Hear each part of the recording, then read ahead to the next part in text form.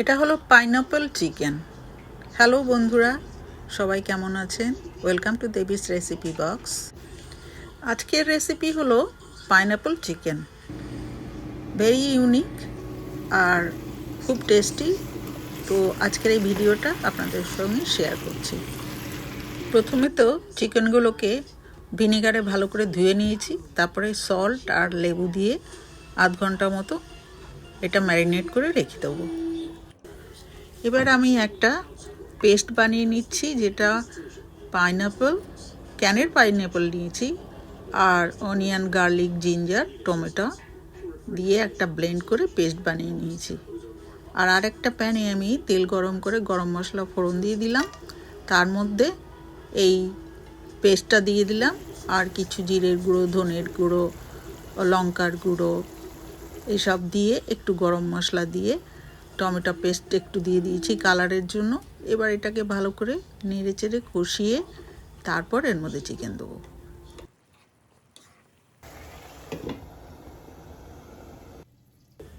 তিন চার মিনিট কষানো হয়ে গেছে, মোটামুটি ভালোই কষে গেছে। এবার এর মধ্যে আমি চিকেনগুলো ছেড়ে দিচ্ছি।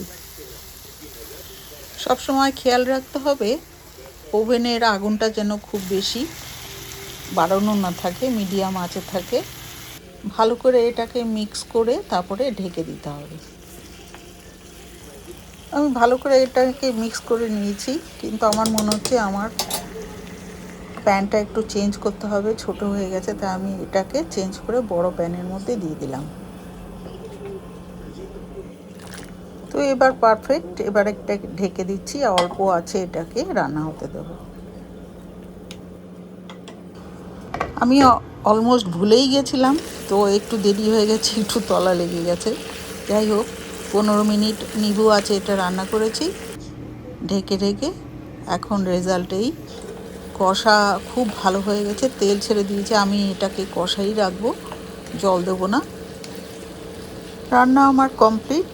এবার আমি এর উপরে স্ক্যালিয়ন, পাইনাপল পিস আর ধনেপাতা, লেবুর রস ছড়িয়ে এবার রান্নাটা শেষ করব। সামান্য একটু মিশিয়ে দিচ্ছি, তারপরে গ্যাসটা বন্ধ করে দেবো। খুবই সুস্বাদু একটা ডিশ তৈরি হয়ে গেল।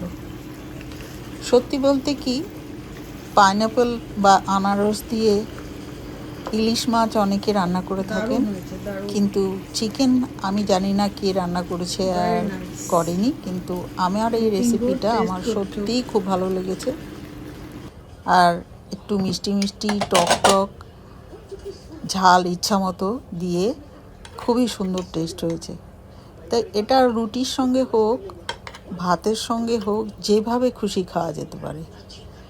বাচ্চা বুড়ো সবার পছন্দের। তো আশা করি আপনারাও আমার এই রেসিপিটা ফলো করবেন আর ফিডব্যাক দেবেন। বাই, ভালো থাকবেন।